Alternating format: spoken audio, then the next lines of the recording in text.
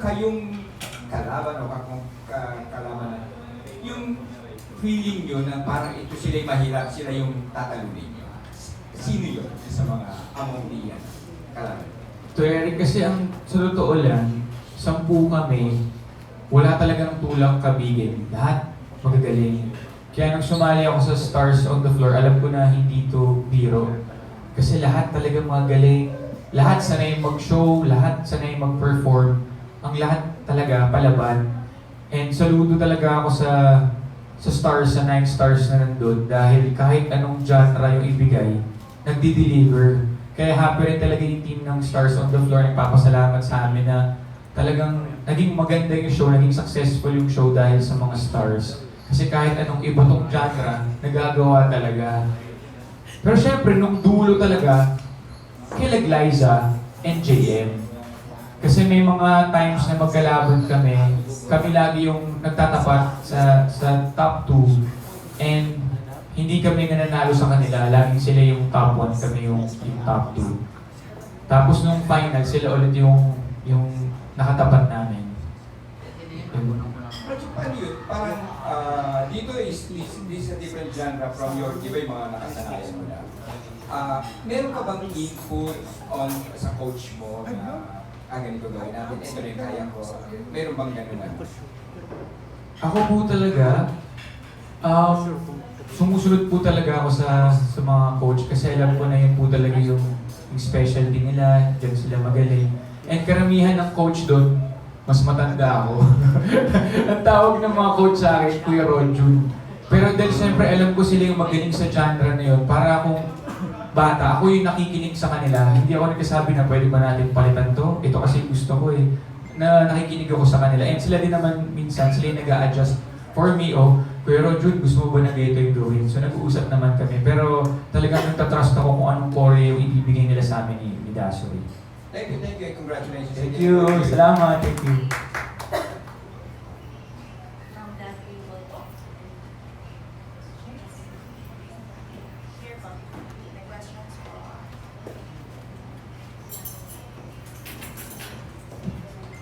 Congratulations po sa pagsupanalo. Akala ko walang mic. I'm Chacha po from PTV4. So my question po is, ang haba na po na experience niyo sa dancing and events po kayo na. So meron po ba kayong naisip niyo po ba na kayo naman po yung maging mentor? Actually, ako naman, on and off camera, nagsusupport ako sa mga bata, sa mga future stars natin. Kasi alam ko yung hard work, yung pinagdadaanan ng mga bata ngayon. Kasi yung mga bata ngayon, di ba, mabilis sila ma-pressure na kailangan magawa tong. Ang sa akin kasi, palagi ko nang sinasabi, enjoy nyo lang yung journey kasi mga bata pa kayo. At along the way, madami kayong matututunan. Ganun naman kami ni River eh. Parang supportive kami sa mga bata kasi pinagdaanan namin yun. Nag-start kami na bata kami ni River. Hindi naman kami perfect na nag-start kami. Hindi naman kami ganito kagaling agad. Kasi naniniwala ako ngayon nga at 38, parang mas gumaling pa ako. Sabihin, mas madami pa akong pwedeng matutunan. So kailangan na lagi willing ka to learn, willing ka to adapt. Speaking of pagiging mentor, nabanggit ko rin po na ikaw yung nag-mentor kay River. So gusto niyo rin po bang kayo magturo when it comes to dancing sa mga anak po ninyo kayo kay Lisa? Siyempre, automatic na yan. Hindi lang ako, pati yung wife ko si Dayan Medina Ilustre. Kasi madami yung hindi nakakaalam, pero ano yan, sikat dance troupe champion yan ng Miriam. Tsaka nung You Can Dance, pinagbigyan lang ako niya kasi na-inlove niya sa akin eh. Mga siya champion. Yan, tsaka gusto ko lang pasalamat sa wife ko kasi sobrang supportive talaga niya. And nung nanalo ako, umiyak din yan kasi alam ko yung love niya sa akin. Kasi siya yung nakakakita na pag umuwi ako sa bahay na sakit na likuran ko. Pag gumigising ako, may stiff neck ako, sakit ng braso ko. Sila ni Raver, yung kuya ko, si Kuya Omar, nagpapalakas ng loob ko. And syempre, yung mga kids ko, si Isabella, marinig lang yung Stars on the Floor, pumapalakpak na yan eh. Stars on the floor! Ayun na, nagklap po. Isa pa. Stars on the floor! Ayun. Tapos si Joaquin naman, kasi minsan umuwi ako mga 12 na, hinihintay ako niya palagi, Tapos sa sala namin, hindi pa ako kontento sa rehearsal dahil syempre gusto ko nga ma-perfect sa day nung laban. Nagre-rehearse pa ako niyan, sabi ni Joaquin, what are you doing? Sabi ko, Joaquin, I'm just practicing my contemporary dance. Kaya pag sinabi ko, Joaquin, do the contemporary dance, nag-slide din niya, umiikot-ikot, sa nakikita rin ako ni Joaquin. So syempre, sa future sigurado na yan dahil tuturo ko yan, sumayaw, kumanta, lahat na. Thank you.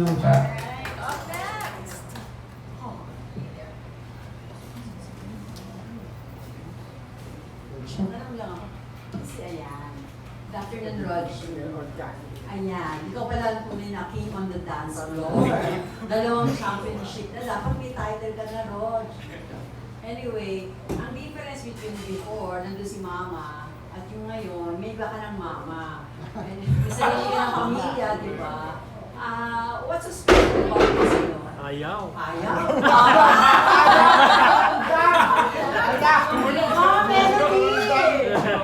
Anyway, anong difference ng joy mo ngayon? At saka, gaano ka-importante itong award na to? Atong pagiging champion mo sa as far as yung sa concern, as far as concern sa kanyo, ano ba, tama ba, mali? As far, yung pag-usapan natin yung career mo at saka sa personal life mo.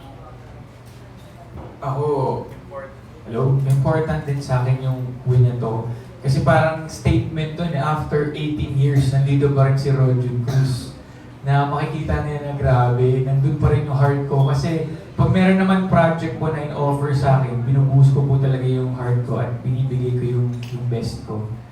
Yung mga comment nga ng tao nakakatawa eh. Matagal na yung champion, pero after 18 years, siya pa rin yung nag-champion. Sabi nga, vampira ba yun si Rojun? Kasi ngayon mga bata na kasama, pero dito pa rin po tayo nakapag-perform. Siguro kasi yun yung sikreto po natin talaga yung pagdadasal kay Lord.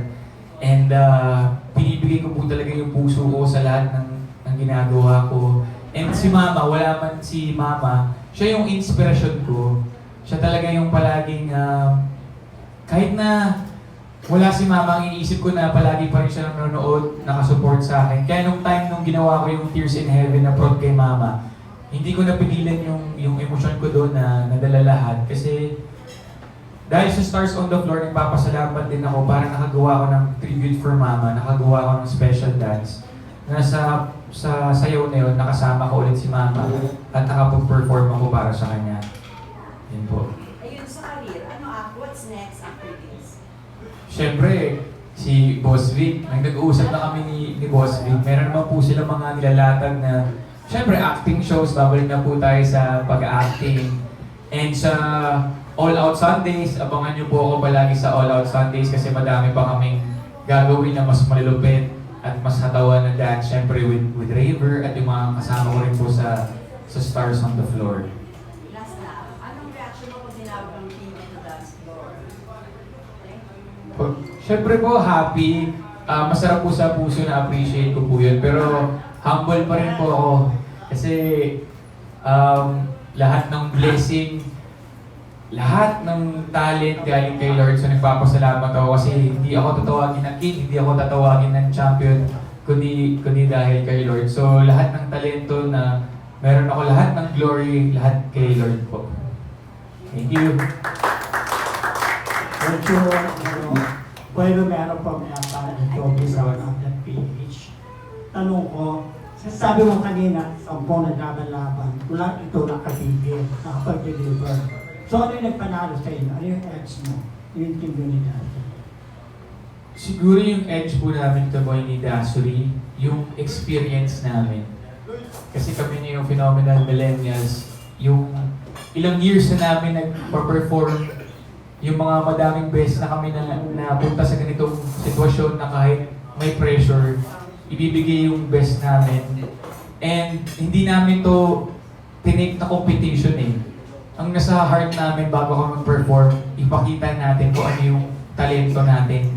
Ipakita natin na deserving tayo to be here sa Stars on the Floor. And syempre yung hard work, dahil talagang binuhos namin lahat, puso, utak, lahat na. Naramdaman na namin pagod, pasa, sakit ng katawan, pero nilaban namin. Parang nagpo-perform kami, parang 18 years old na kami. Dalawa ni Dasuri. And syempre, yun po talaga yung yung prayer. Kasi bago kami mag-perform, alam po namin na mahirap yung dance na yan, pero lagi kami nagpipray para samahan kami ni Lord sa performance po niya. Pero ano yung reaction mo? Kasi marami nagsasabi. Yung isang video na kayo nanalo, galing sa facial expression mo, yung puno-puno ka ng apoy sa stage. Pero orgasmic ka on the day. Meron po ba ganun? Yes! Ay, baka sila na po naglalagay ng mali siya doon. Ewan ko ba? Ewan ko kasi siguro nasa lahat. Punong-puno ng apoy ang performance. Opo.